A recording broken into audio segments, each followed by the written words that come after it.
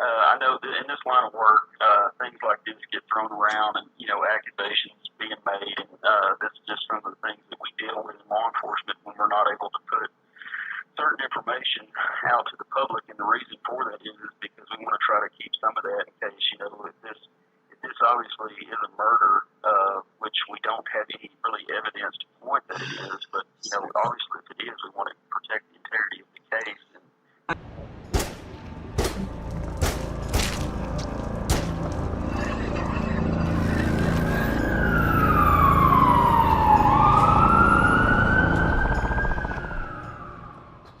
I understand that. I thought what was going out there was fine to be put out there, because this is the first time I'm hearing from law enforcement at all.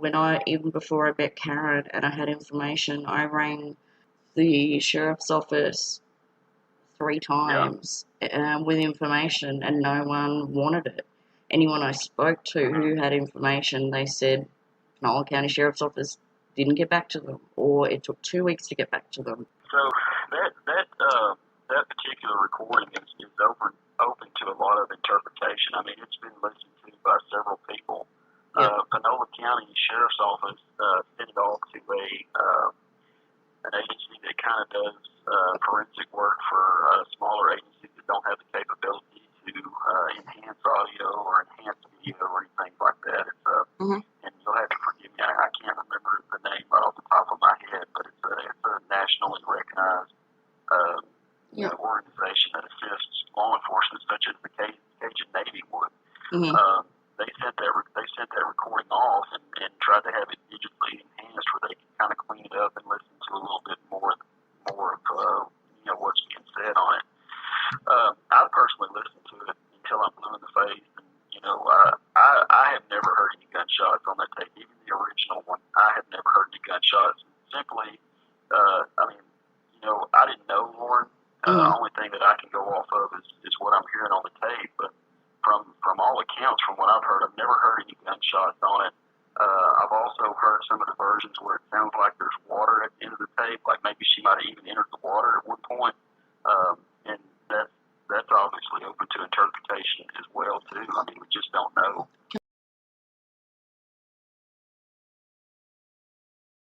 Can I ask why, I don't know if you can answer this question, but can I ask why when the pings were released to the public, to Karen, why there weren't any times on them between pings? Because that map that they actually have with a PDF copy that we printed off to actually show where those points were. Because once that comes through 911, those were not on a mapping system; they were actual GPS coordinates. Right. The 911 system didn't map it; they just gave GPS coordinates of where those pings were. So we took those GPS pings and plugged them into a map, so we could actually get a visual on where those actual locations were, and that's the map that we showed, I guess, Greg and Tori. And you also have to take into account too that, I mean, you're in the rural part of that county there, and your mapping is going off cell towers, and it's going to hit off the closest tower that is to you. And that's what we tried to do, is try to ping her locations and coordinate through her phone records. I mean, we even had her phone records from her cellular service provider, from Google, from Facebook. I mean, we've got all of those things putting her in that general area where she went missing at. So we're pretty confident that area is where she made her phone calls at.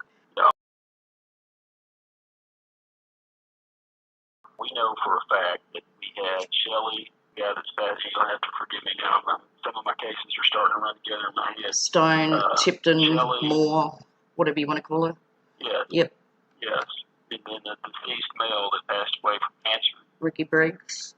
Ricky Briggs, that's it.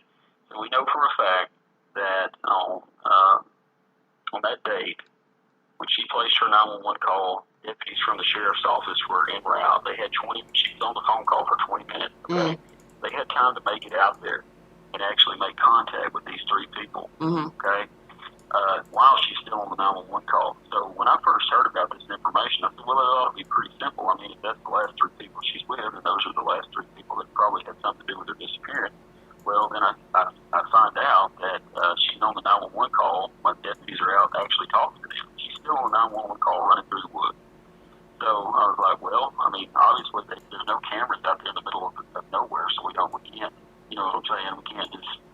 Yeah. You can't just make something up, you know what I'm saying? So. No, I know. And if there was somebody with them, if there was somebody with them out there, they were really protecting them really hot and heavy. And I don't know what they would have to gain by doing that. You know what I'm saying? I don't know. Maybe they're afraid. I don't know. Them even tell us, you know, they were out there doing methamphetamine. Yeah. While they were even out there to begin with. So. Well, they wanted to go fishing apparently. About that off the middle. There was fishing gear out there. There was they had some earthworms and they had some fishing poles and things of that nature. But I think they borrowed that off an old lady. I think they borrowed that off an old lady, didn't they? Someone. Yeah, I think they borrowed it from a male individual. Oh, okay. Yeah, and I'm trying to go back through stuff and work out. There was more than one person who said Scotty Fields was there, but we need to go back through everything and work out who said that. Yeah. I don't even know how that came. Information that Scotty Fields was out there. I mean, Scotty Fields come to the sheriff's office complaining about a guy calling him and harassing him about him being out there. Justin. So we don't have any information to show that Scotty Fields was anywhere close out there. Yeah. Well, I appreciate what you told me, Oz. I mean, the only reason I went live was because of Ortega's article. For that, I was kind of, I didn't post anything for quite a few weeks when I was over there. Yeah. And things like that, so... Well, I just wanted to clear the air between me and you. I know that I got through under the bus, for trying to reach out and help that small agency. And, people that are trying to actually, help and protect the integrity of the case was just way off track from what I ever thought was going to happen with this case. Yeah, and to be honest with you, it happens a lot, especially when you can't give a family, immediate answers. I mean, there's tons of missing people here in East Texas. I know. It's crazy. Believe me. It's not an open country out here. It's trees and thickets and all kinds of things. And some of the, the technology and equipment we have, sometimes it just doesn't work out for us, So I know that. I think if Lauren would have went missing in an area where in a city somewhere where we could actually pinpoint her location through cell phone technology, Wi-Fi technology, we could have found her very quickly. But being that she's in a wooded area somewhere, and on top of that, a bottom area where it floods crazy with river water. Yeah. It's craziness. So I think Tori, she was quoted as saying that she just thought that you didn't believe her, that you didn't take her seriously. That's her issue. Yeah. Well, I know Tori had issues with me not turning against the sheriff's office with her. I can't do that. At the end of the day, the sheriff's office is they're the lead agency of that case. I can't swoop in and steal somebody's investigation from them. A lot of people have that misconception since we're the Ranger Service that we can do that.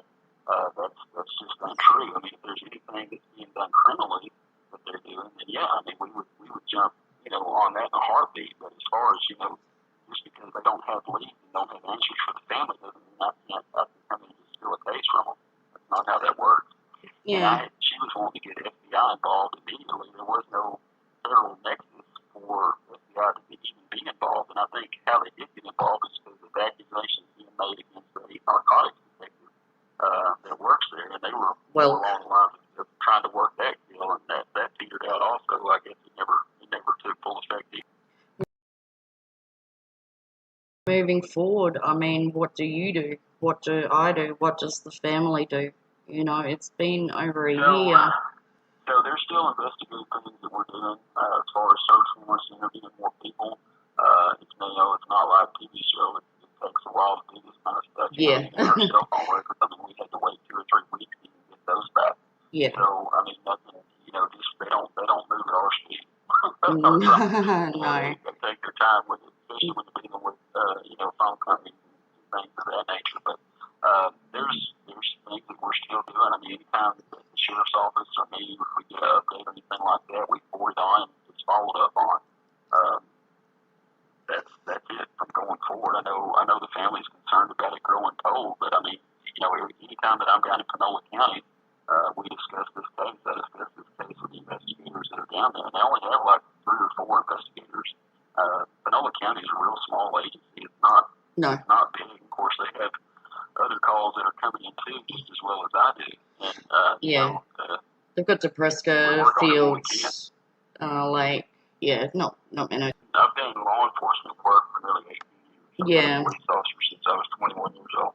Okay. The time we get information like that, we do go follow up on it. We don't just sweep it under the rug and not. But if somebody has an accurate account or something that says, hey, we might want to look into this one more time, we'll go do it. I mean, we're not going to just brush it off. You see what I'm saying? Yeah, So, I understand. And it's being looked into again. There's a hell of a lot of scuttlebutt out there, I know. Enough to. There's a bunch of dead ends we've chased down also too. Yeah. So I actually have analysts that follow what's being done on Facebook, what's being said about this case, and all that is tucked away and will be presented. If this ever goes to trial, that's why I'm saying this case has turned into a circus show. Well, I'll be there with bodyguards, but I'll be there. But no, I'm glad you reached out. I found it strange that it's been a year, since you became ranger there. I think a year and some change. I mean, I'm going to go through and do a series about this, but it will take time, and it's more like weeding out all of that.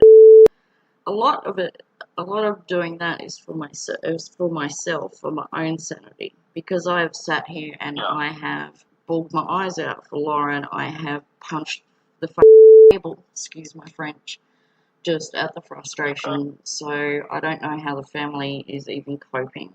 And you guys on a daily basis. I mean, you're the one who has to live this life. And I'm sorry, again, I couldn't hear you. You're the one who has to lead this life, and we lead a very different life, many levels. Seriously, this is not how I intended it to be. Like, this is the first time I decided to try and ask some friends and family, as far as the true crime aspect, I've always just been a fan of it, a reader of or a viewer of. And for any of this to happen is certainly not what I expected to happen. I could have seen where this was going to go. I mean, I'm sorry if information out there is not correct. It's just scary because in Australia there's currently about 2,000 people missing, at any given time. Yeah. And Texas has over 1,000. So to me that is incredibly scary. This dialogue with Jeff Stewart from the original Cajun Navy, that there seems to be this precedence of them being less worthy of, being found or being believed, or because they have a checkered past, or they are dealing with a drug problem. And I know Panola County's got a huge problem with meth, huge. And so that's what it feels like. From the very beginning, it has felt like that because of Lauren's choices, she wasn't, eligible for, I don't know. You know what I'm kind of getting at? No, I understand what you're saying, but I haven't seen that. And maybe it's because I don't live in Panola County, but I do know what type of searches happened out there. I know how much work has went into this case from law enforcement. So I don't agree with those statements, I guess, is a good way to put it. Yeah. I spoke to a lot of people who live in that area, the search areas, near the Sabine River, where EquiSearch were, and also the Ping area. And they're going, you know what, come to think of it, around those days and that we didn't see or hear that heavy presence that the Panola County Sheriff's Office said was out there. So yeah, who is this that you're talking to? Because there's no homes out there. There's like one way in to get into that area. There's like maybe one or two houses back in there. I would have to go back through a year of chats to tell you, but not a person of interest, not anyone with a pony in this race, horse in this race, or anything like that. Just the general public. Yeah. The general public.